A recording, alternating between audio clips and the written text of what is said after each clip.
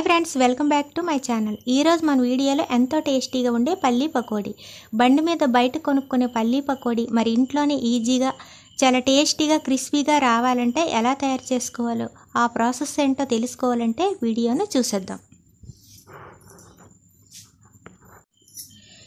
పిండిని కలుపుకోవడానికి ఏదైనా మిక్సింగ్ బౌల్ తీసుకోవాలి. దీనిలో చిన్న గాజు కప్పుతో 3/4 కప్పు శనగపిండి వేసుకోవాలి. అలాగే 1 టేబుల్ స్పూన్ రైస్ ఫ్లోర్ వేసుకోవాలి. అంటే 1/4 కప్పుకి కొంచెం తక్కువ చేసి వేసుకోవాలి. టేస్ట్ మరి కొంచెం రెట్టింపు కోసం జింజర్ గార్లిక్ పేస్ట్ 1/2 స్పూన్ వేసుకుంటే సరిపోతుంది. మీరు ఏ కప్పునైనా కొలతగా తీసుకోవచ్చండి. నేను ఇలాంటి గాజు కప్పుని కొలతగా తీసుకున్నాను. ఇప్పుడు ఒక పచ్చిమిర్చిని తీసుకొని, అంటే నేను తక్కువ పిండిని కొలతగా చూపిస్తున్నాను కాబట్టి ఒక పచ్చిమిర్చి అయితే సరిపోతుంది. వీటిని ఇలా కచ్చా పచ్చగా దంచుకోవాలి. ఎందుకంటే ఇది మిక్సీలో అవ్వదు కాబట్టి ఇలాంటి దంచుకునేది ఉంటే కచ్చా పచ్చగా దంచుకుంటే సరిపోతుంది. ఇప్పుడు ఈ పేస్ట్ని ఈ పిండిలో వేసుకోవాలి. ఒకటి లేక రెండైనా వేసుకోవచ్చు. నేను టేస్ట్ తగినట్లు 1 వేసుకున్నాను.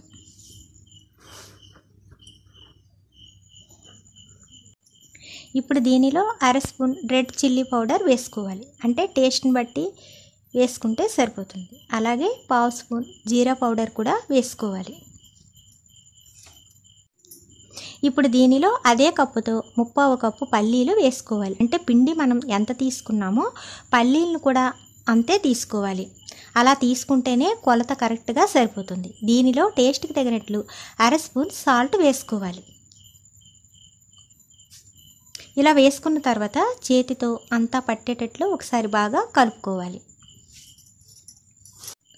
ఉప్పు, కారం, మసాలా మొత్తం పల్లీలకు పట్టేటట్లు ఒకసారి ఇలా చేతితో కలుపుకోవాలి. చూడండి, ఇలా కలుపుకుంటే సరిపోతుంది. ఇప్పుడు అదే కప్పుతో 1/4 కప్పు నీళ్ళు తీసుకొని కొంచెం కొంచెం పల్లీలపై ఇలా వేస్తూ ఇలా చేతితో కలుపుకోవాలి. అంటే నీళ్ళు మొత్తం ఒకేసారి వేయకూడదండి.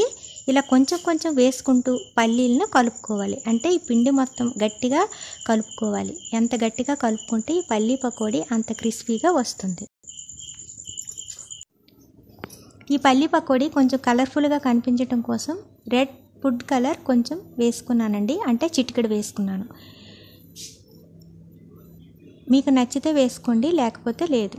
ఇలా వేసుకున్న తర్వాత మొత్తం పిండిలో కలిసేటట్లు చేతితో బాగా కలుపుకోవాలి. ఇలా కలుపుకుంటే సరిపోతుంది.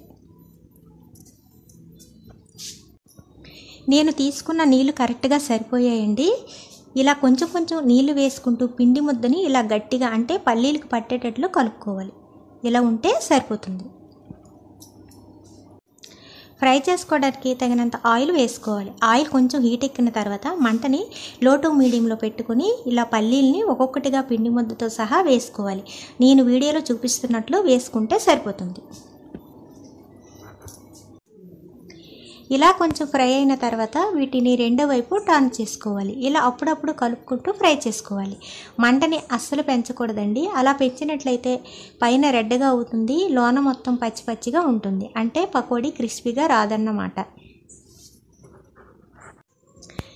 ఇలా పకోడీ బ్రౌన్ కలర్ వస్తే సరిపోతుంది. ఇలా ఒక ప్లేట్లోకి జాలి ఉన్న చట్టంతో తీసుకోవాలి.